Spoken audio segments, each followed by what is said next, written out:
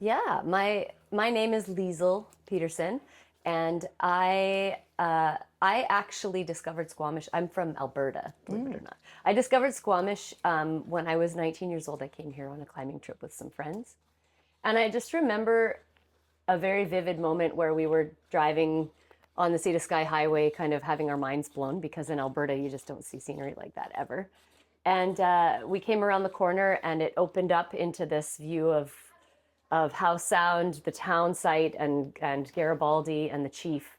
And I involuntarily burst into tears and was like, I'm going to live here someday. And I don't even remember the climbing trip. I remember that moment very specifically. And then later in life, after I had gotten married, had a child, gotten divorced, found myself kind of trying to start fresh as a single mom. And I decided that it was time for me to just, do all those things that I'd promised myself I was going to do. So here I came. And I actually came out here with like nothing, and I think I started at $17 an hour working for a painting company, cutting edge. He's still kicking around town. And just kind of built my life with my daughter here, and we definitely utilized some alternative methods and lifestyles. When rent got too high for us, we lived in an Airstream trailer in Tedtown, which is like the quarter down at the end of Second Ave where Cliffside Cider is. And Ted gave us an opportunity to be night watchman on a property, and we were able to have really, really cheap rent. And I was able to raise my daughter in an Airstream trailer, which was quite a fun, turned out to be a really fun childhood memory for her, which is good. And that was 2011 that we came to Squamish. And so I've been here long enough to see a little bit of the growth, but have always been fascinated with the history of it, prior to my coming here, because I couldn't imagine what this place would have been like when it was just, wide open country. Yeah. So, how long was it after that initial climbing trip before you actually made your way back? I was 19 when that happened, and I was 30 when I came back. Okay, So so a while. yeah. So it was a while. It was Oh yeah, it was 11 years, I guess. So it was enough time to get married, have a kid, and get divorced. And so did you, so the draw was 100% the landscape. Yeah, it's funny because they joke that climbers move to Squamish to quit climbing. And I always like kind of laughed at that concept, but then also woke up one day and realized I hadn't climbed in 10 years and was like, oh, I don't think I can call myself a climber anymore. So that sort of season of my life just quietly disappeared. And although I love the concept of the sport, I just don't have the ambition to get out there too often and do that. And I've found other passions to occupy my time, painting murals being one of them, and What else? music being the other. Okay, I was gonna say, what else Yeah. do you do for fun? Yeah, so I am a member of Bluesberry Jam Show Band, which Oh. historically has been around Squamish longer than I have. Yes. We just celebrated our 30th anniversary as a band in Squamish, and we have one founding member left, which is Auntie Makatalo, Woody Woodridge, Yep. who's he's in his 80s now. He's still around, but he's not in the band anymore.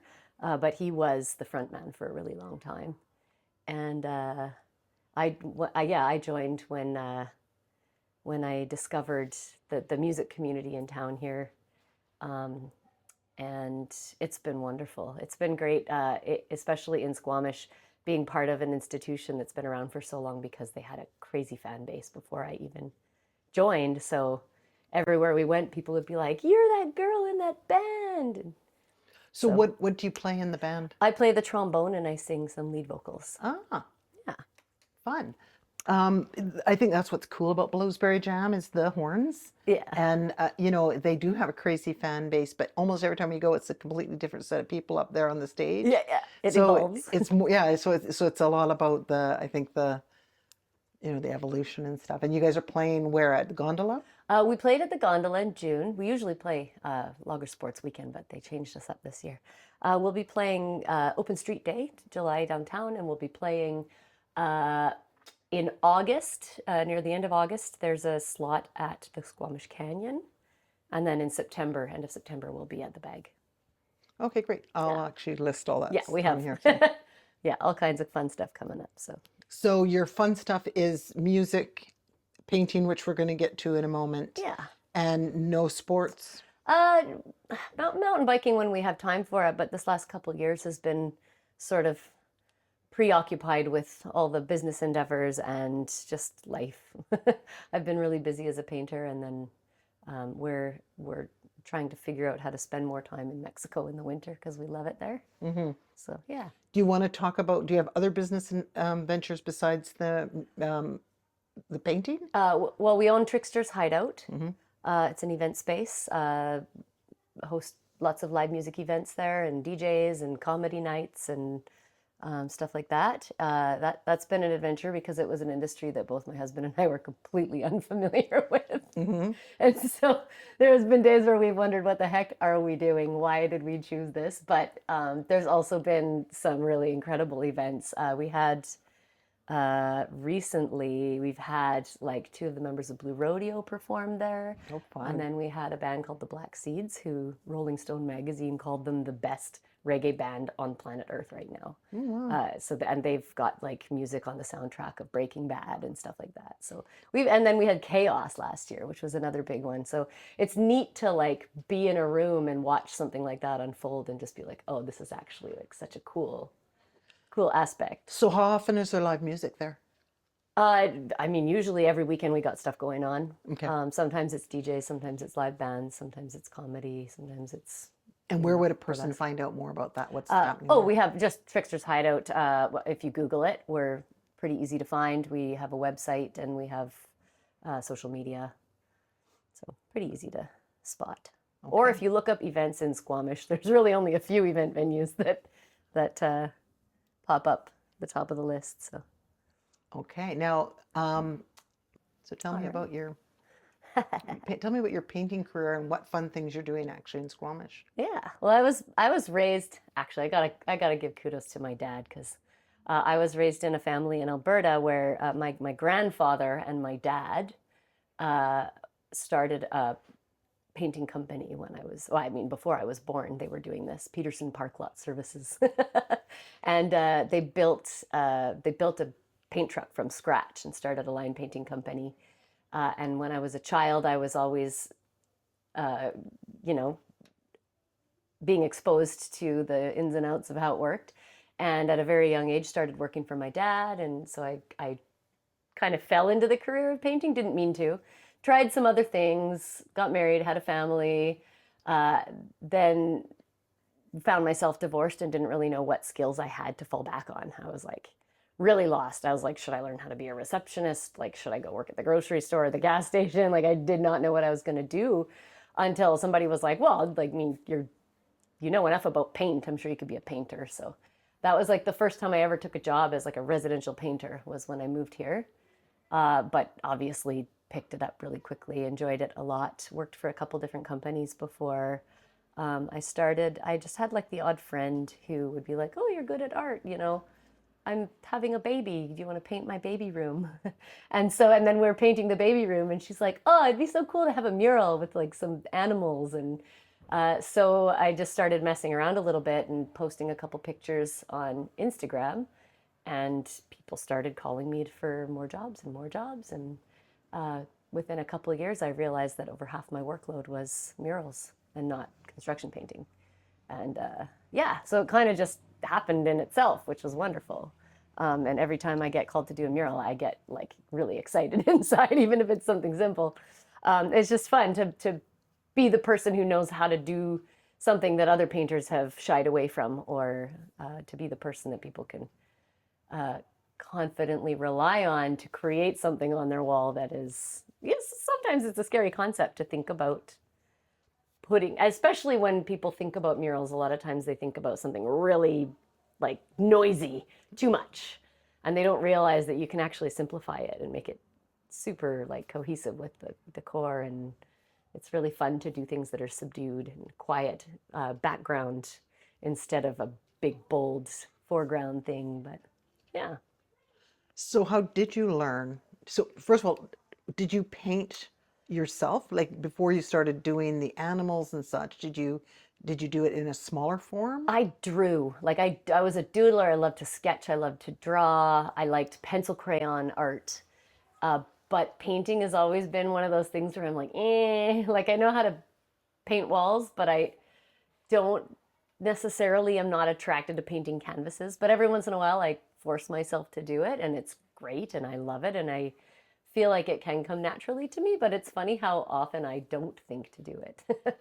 So you don't just for fun paint No, canvases or I do, but it's very like occasional. It has never been like a devoted practice of mine. Whereas sketching and doodling kind of happens like if I'm on a phone call, if I'm on hold waiting for, CRA for an hour and 10 minutes, uh, you'll find quite a hilarious piece of paper in front of me when I'm finished that phone call. that sounds like a very specific situation. Yeah, it's happened a few times, I'm Maybe sure. it's happened. Okay, so Yeah. then you sketched and doodled, you painted, you married it together a little bit because your friend wanted something. But then how did you start to figure out how to scale it up into such large things? Yeah, it was tricky at first, especially because I was still just learning how to be a contractor. Like I knew kind of what I could accomplish in a day of work or in an hour of work as a painter, and I had to figure out how to price jobs, and how to estimate in a way that was consistent. And it took a little bit, but I figured it out. And then at first, I started just pricing my murals kind of just like the paint jobs, where I was like, I'm going to guess it's going to take me this many hours to do, and I'll pay myself this much an hour. And it worked out pretty well. Like right from the beginning, I feel like I've always had a really good idea of when I envision something on someone's wall, right away I can tell you how many hours I think it's going to take me to paint it.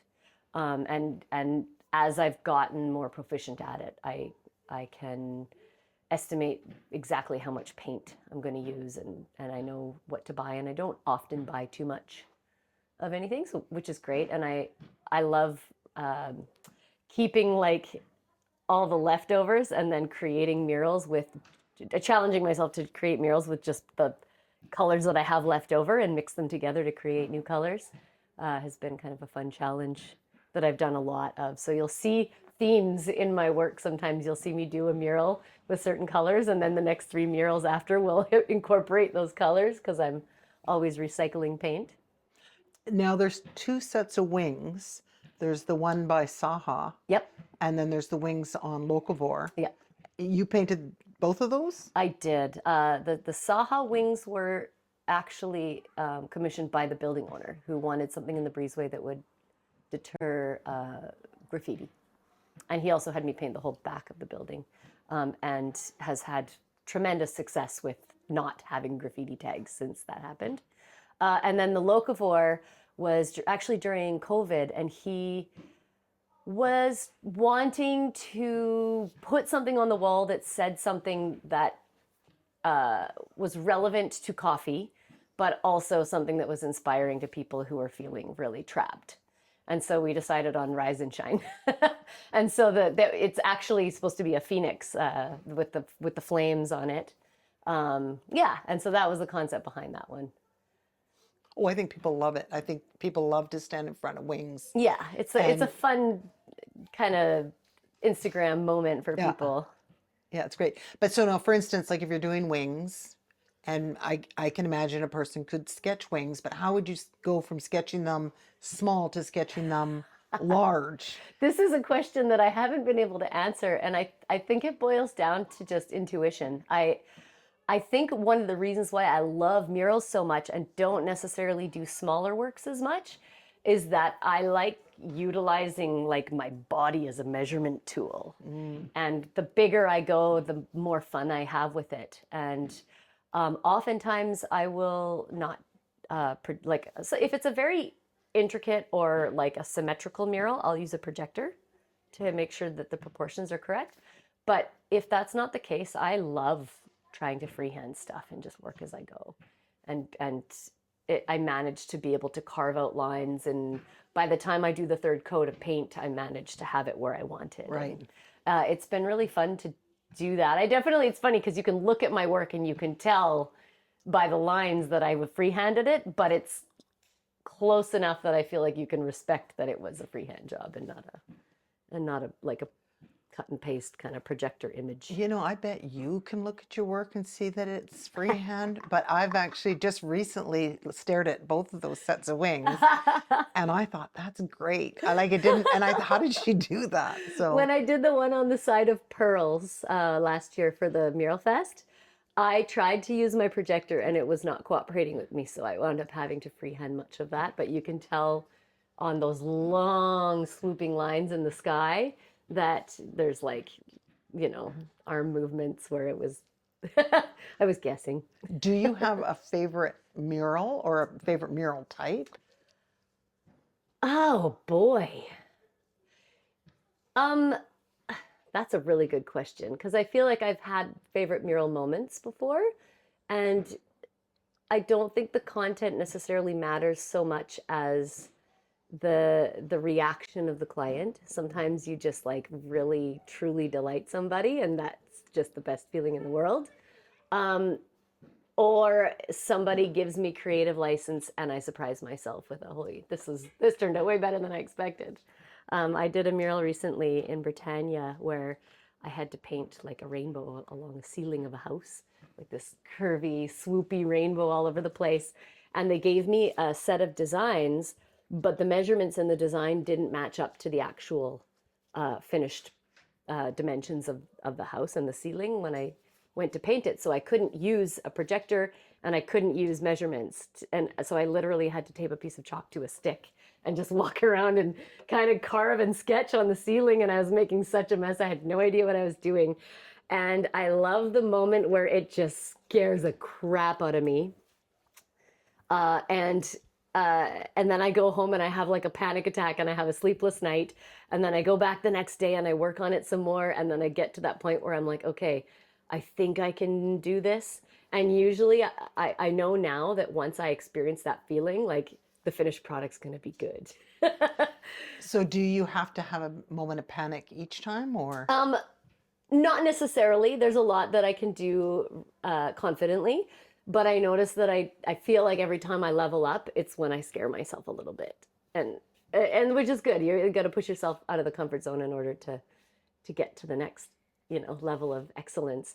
So this last one that I did with the rainbow ceiling, I think has been, because it's a really a beautifully designed space, not just the paint, but like all the fixtures and everything. The whole house was designed by some cool company in the States, and I got to be part of it. And then when I saw the finished product, it just blew my mind that I was part of this. I was like, this is so cool. And it required me to, turn off everything I knew and just start scribbling, which was, yeah. I remember being just like, what am I doing that day? Like, what have I gotten myself into? But then at the end, I like walk in and I'm like, oh, I can't believe I did that. Like, that was amazing. So, yeah. Well, I suspect in a creative process, you have to be scared a little bit sometimes. Yeah. To be pushing yourself, but also to create something new and fresh. Yeah. Right. Yeah. So and I do think that there's that point where fear gets involved, and then how you handle it really can affect the outcome. So, do you have a mural in your mind that you'd love to do, but nobody's given you the opportunity to do, or that you've pitched to people and they haven't said, yeah, for sure, do that? So it's funny, I have like a little painting that I did of a raven, and my brother really loved it, and he was like, you should make a giant one of these. And I never got a chance to. It's quite detailed, but I did make a digital copy of it, and I printed stickers of it before. So those have been out in circulation.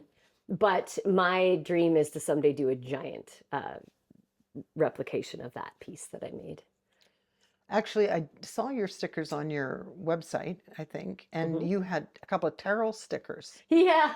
So tell me about that. I mean, I always loved seeing Terrell around town. We only ever had pleasant experiences with him.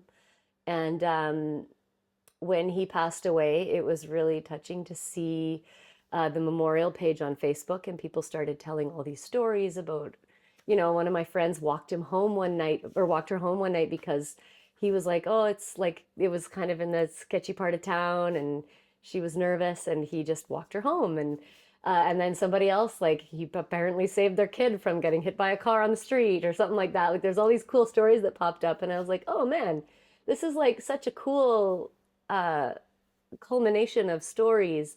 And I just felt inspired to draw a picture of him. And so first I did a pencil crayon sketch of him. And it was the picture that was in the chief newspaper of him riding his bike through the blizzard. Mm-hmm. And then I posted it on the memorial page, and people just lost their minds. They were like, can I have a print? Can I have a print? Can I have a print?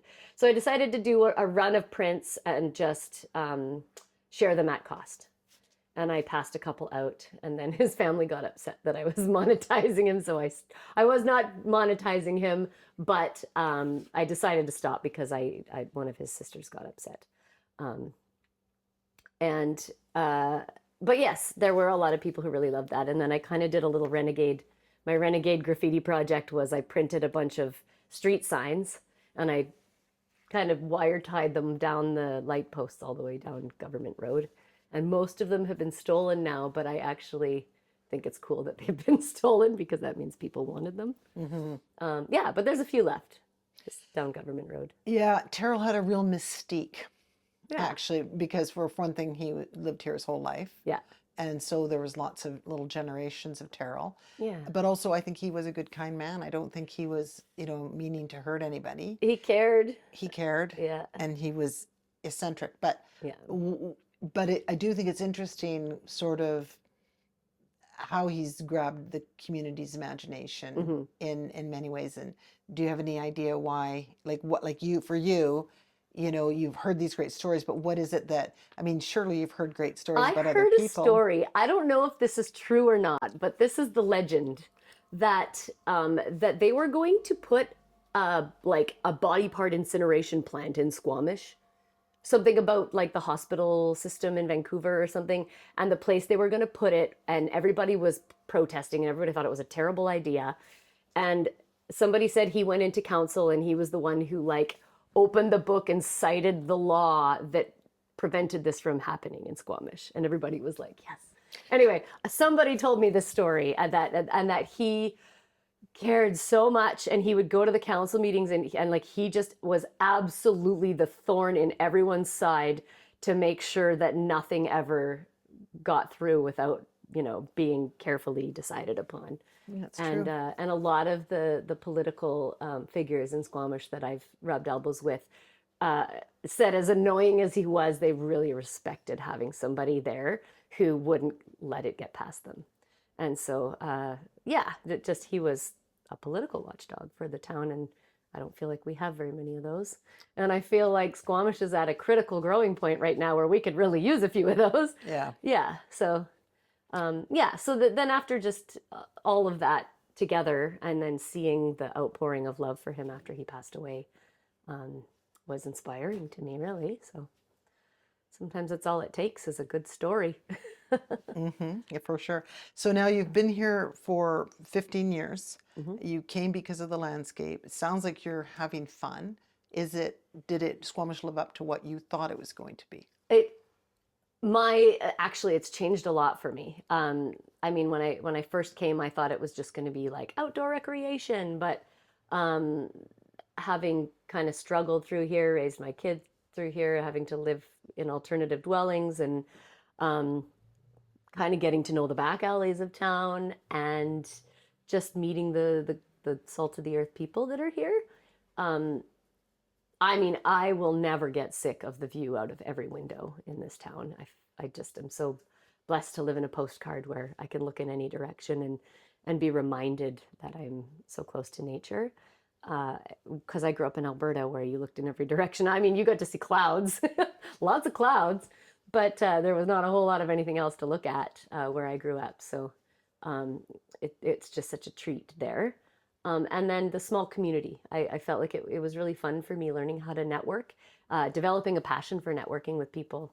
I really enjoyed being the person at the coffee shop who would overhear a conversation where somebody's looking for someone with a certain skill, and I'd be like, oh, I know, I have a phone number for you, and I would connect people to each other, and then it got to the point where my friends kind of knew that I was the person to ask if you needed something really weird. Oh, Liesl probably knows somebody who can do that, and so I prided myself on that for a little while. But I feel like Squamish has now grown to a threshold where I don't feel quite as connected.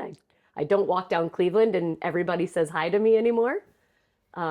It's definitely turning into a bigger machine now, and it's a little bit it's a little bit overwhelming, really.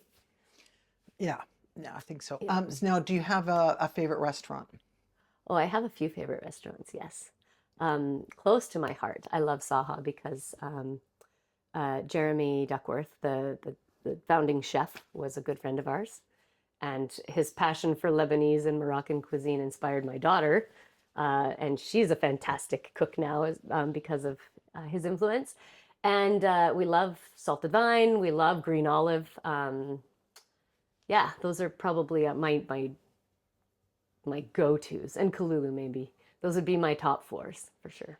Do you have a favorite place in the community that you to live, a favorite neighborhood? A favorite neighborhood? That's a hard one. We lived in the Yellow House in the North Yards on Abbey Lane, and we loved that house so much. We dream about it still, but we had to move because it got listed for sale, and it's listed again now. So we keep like wishing we could afford it, but that neighborhood and that house was wonderful. And I do love downtown, but I don't love the parking situation downtown. It's hard to find. And even when I have friends coming to visit me, it's so hard to be like, well, good luck finding parking. Like, I'll see you in 6 blocks. So that's probably my one beef with downtown, but I love the walkability. I love being downtown already, like on Canada Day.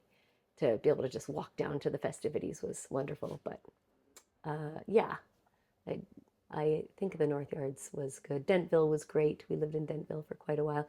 We lived in Valleycliff for quite a while. But I do think that it's true what they say about like the you get about half the sunshine in Valleycliff that you get anywhere else. It felt like the sun didn't come up till noon. But yeah. How do you feel we're doing with the Airstream folks, the people who are living in campers and trailers? What do you think we should be doing to support those? Or do you feel we are doing enough to support those? Yeah, I know it's tricky because anywhere that you're developing a town and more buildings, those alternative dwellings kind of get pushed to the outskirts. Um, my Airstream is no longer located downtown because it wouldn't be allowed. And yeah, it makes me sad, but at the same time, I understand growth, and I understand that it's not going to be pleasant for everybody. And I kind of view Squamish as being this awkward teenager that like some parts are growing and developing really quickly, and other parts are, way behind. You're talking about the kid who's got a pimply face but still a high-pitched voice or whatever, and it's a funny stage to be at, and I don't know the answer for how to fix it. Um, but I do think that like in another 10 years it might make more sense to us. I hope. Is there anything missing from Squamish that you wish was here? Um, a better rec center is a big one. I think a lot of people would agree on that. It's that there's like a couple things that are behind the eight ball. Um, I think parking friendly downtown would be nice too. I worry that that's getting to the point where it's not going to be fun enough for people to want to come downtown anymore. They're just not going to come downtown. So I hope that they can figure that out. Um, what else are we missing? I don't know if I can think of anything off the top of my head, but there's definitely a few little holes. Like I do miss the bowling alley. I miss the movie theater. I think for the sake of the youth in town, uh, having stuff like that is definitely can enrich a kid's upbringing and childhood. Um, yeah, I can't think of much else off the top of my head though. Okay, and do you have any wisdom that you would, if you could sort of speak to the whole community, is there something you'd like to share about anything, like any wish or wisdom or anything? For me, I think the only thing that I wish I could that I wish was contagious more would be kindness. Like I know it's probably a product of just social media existing that people can lash out emotionally about things and people in a way that doesn't have the same consequences as you saying it to their face. And it can cause a lot of strife. And I think learning how to hold our tongue and communicate effectively and uh, voice our concerns with kindness it goes a really long way, and I wish that more people were adept at that on social media. um, but yeah, I think we just all need to be really kind to each other, and the community is going to grow whether we like it or not, and we should be welcoming newcomers with kindness, and there's just no alternative to that. Okay, now if somebody wanted to get a hold of you, just to give you a hot tip about something, ask you something, or try and get you to paint a mural, how would they get a hold of you? I think I'm fairly easy to find. It's quite funny because I actually got my social media got suspended for 2 months. I got like completely kicked off of Meta for no reason. And people had to try and find me without any online presence, and they managed to, which I was really impressed by. But I do feel like there's places you can go and ask if people know me, and they do. But I am on social media, Liesl Paint Design and Mural. I'm on Instagram as Painter Liesl, and most of my public murals have my Instagram handle on them. So I'm pretty easy to find that way. I have a website, liesl.ca, which I forget exists, but it's actually quite lovely. It's a good gallery of some of my older work. Um, yeah. Thank you. Well, it was lovely to meet you, and I love your work. Thank you for making the town more beautiful, and thank you for your beautiful spirit. It's Well, lovely to have that's you in my Squamish. pleasure. Thank you. Awesome.